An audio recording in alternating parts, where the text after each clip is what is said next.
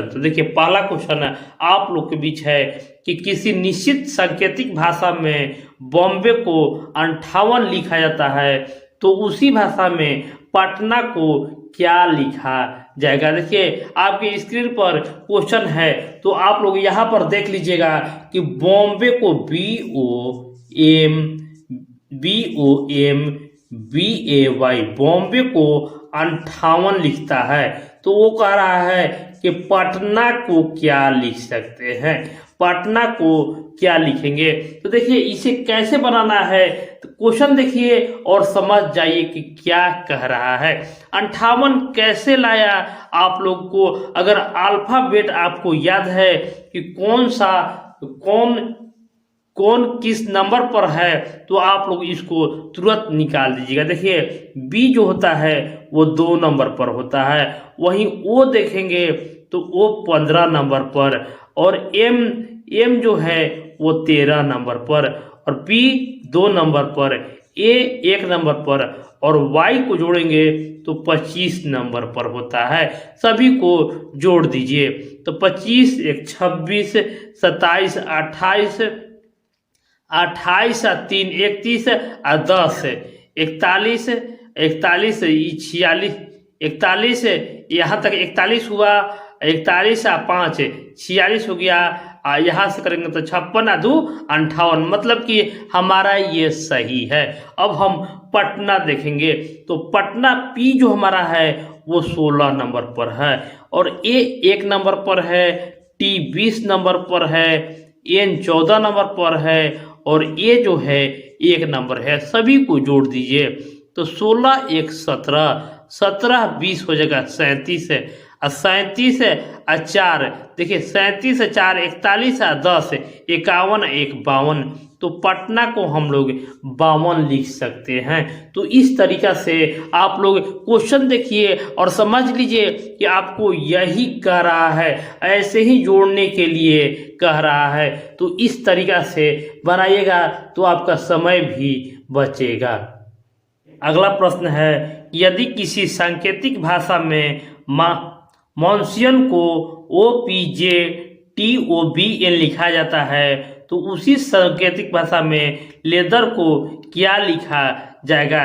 कैसे बनाना है आइए सीख लेते हैं। तो सबसे पहले जो क्वेश्चन दिया है वो रफ पेज पर आप लोग जरूर लिख लीजिए।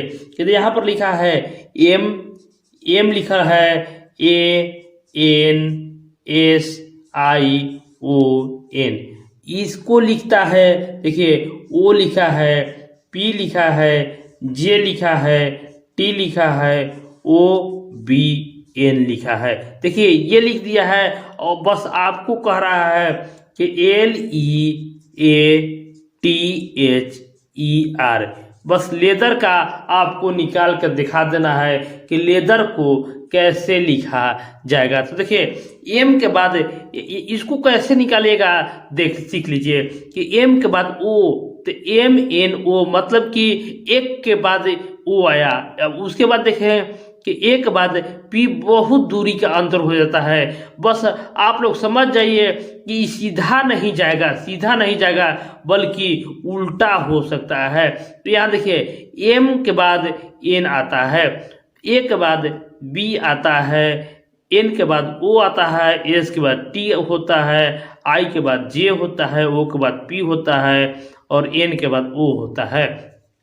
उसी तरह फटाक से इसको आप लोग आंसर कर सकते हैं कि एल के बाद एम आता है, ई के बाद एफ आता है, ए के बाद बी आता है, टी के बाद यू आता है, एच के बाद आई आता है, ई के बाद एफ आर आता है, आर के बाद एस आता है। बस जिस ऑप्शन में देखिए बस आप लोग टिक कर दीजिए। इस तरीका से इस प्रश्न को हल किया जाता है बहुत ही आसान विधि से। अगला प्रश्न है कि रमेश 50 लड़कों के वर्ग में शुरू से 19वें स्थान पर है, तो बताए कि अंत से वह किस स्थान पर होगा। तो देखिए इसको कैसे बनाना है। कह रहा है कि 50 स्टूडेंट हैं टोटल, तो उसमें रमेश जो है वो शुरू से 19वां स्थान पर है, उसके बाद कह रहा है कि टोटल कितना है, तो 50 पर है। तो बताइए कि अंत से उसका स्थान क्या होगा। बस आप लोग 50 माइनस 19 कर दीजिए। देखिए ये आपको 2 बार लेना है, ये आपको 2 बार लेना है, और इसको हम लोग एक बार और इसी पर हमको फिर पीछे से भी इसी पर आना है, यानी इसमें एक और जोड़ देंगे, क्योंकि ये बीच वाला 19 वाला जो स्थान आया उसको 2 बार गिनना है, इसलिए हम एक जोड़ देंगे। यहाँ से देखेंगे कि 50 माइनस 19 करेंगे तो हो जाएगा 31 आ गया, और इसी में एक जोड़ दीजिए तो आप लोग का उत्तर जो आ जाएगा वो 32 आ जाएगा। बस 32 पर आपको टिक कर देना है, आपका उत्तर सही हो जाएगा। अगला क्वेश्चन आप लोग को आना ही चाहिए। प्रशांत लूसी से छोटा है, लूसी निगम से छोटी है, और निगम सबसे बड़ा है, तो सबसे छोटा कौन है। देखिए इसे कैसे हम बनाते हैं, तो क्वेश्चन आप लोग को ध्यान पूर्वक देख लेना है कि क्वेश्चन क्या कह रहा है। तो सबसे पहले देखिएगा कि प्रशांत जो है वो लूसी से छोटा है, यानी लूसी से जो है प्रशांत छोटा है, लूसी से प्रशांत छोटा है। उसके बाद कह रहा है कि लूसी निगम से छोटी है, लूसी जो है वो निगम से छोटी है, तो जो छोटी रहेगा उसके ऊपर जो आएगा वो हो जाएगा।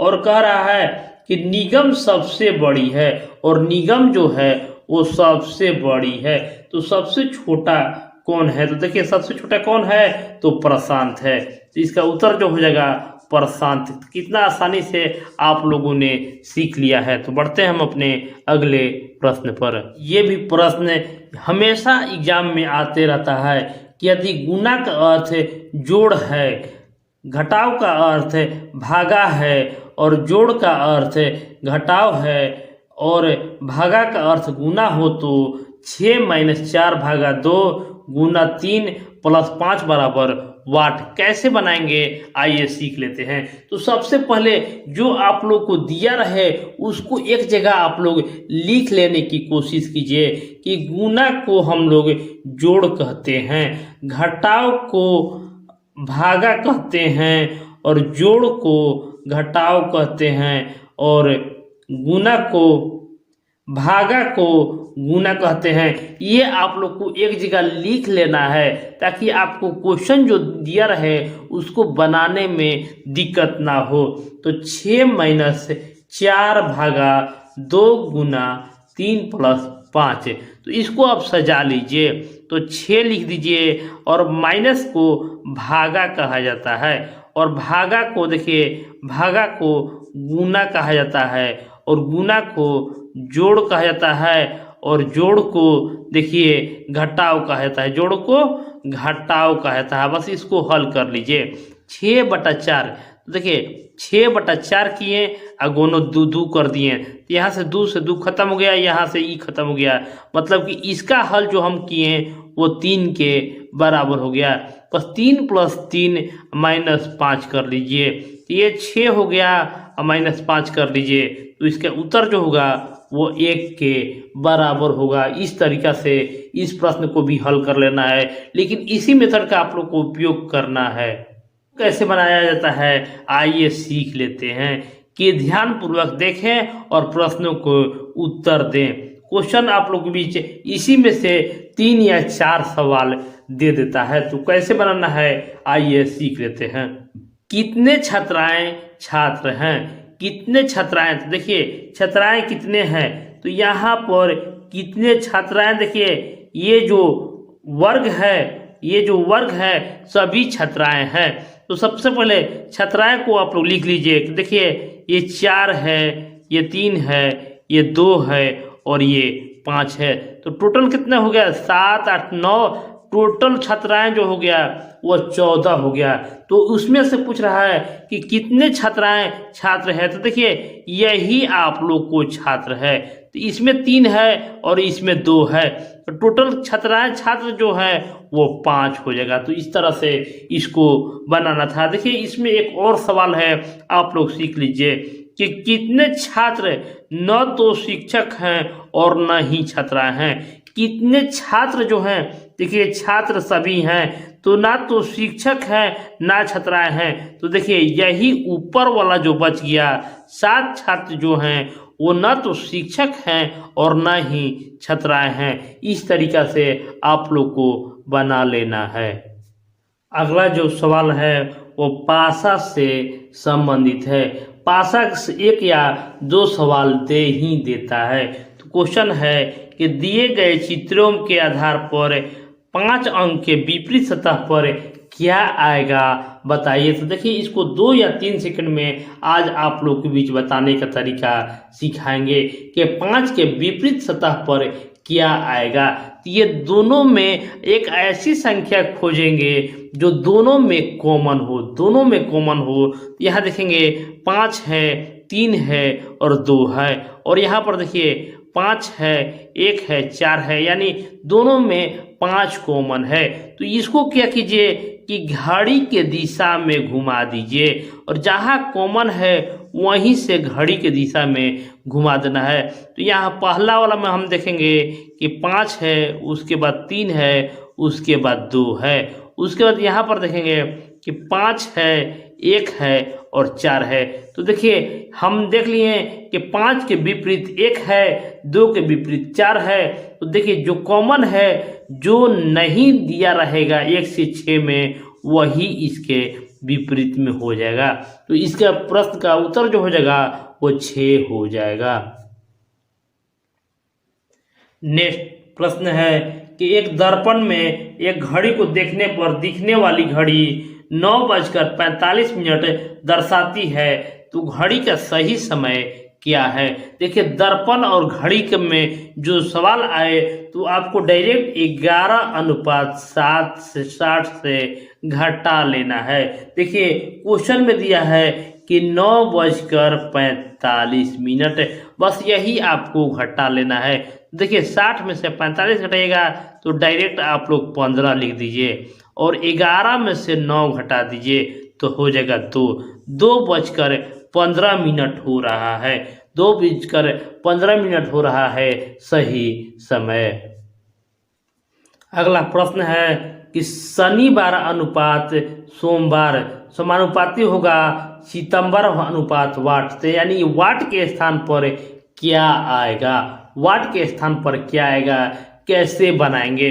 तो हम देख रहे हैं कि शनिवार के बाद सोमवार, यानी 1 का गैप है, 1 का गैप है, यानी रविवार बीच में गैप है। उसी तरह सितंबर के बाद 1 गैप कर दीजिए, तो सितंबर के बाद अक्टूबर होता है, अक्टूबर के बाद नवंबर होता है। तो इस तरीका से इस प्रश्न का उत्तर जो हो जाएगा वो नवंबर हो जाएगा। तो इस वीडियो को आप लोग लाइक, शेयर और सब्सक्राइब करना ना भूलिएगा। धन्यवाद। और इसी तरह का आप लोग को प्रश्न मिलते रहेगा।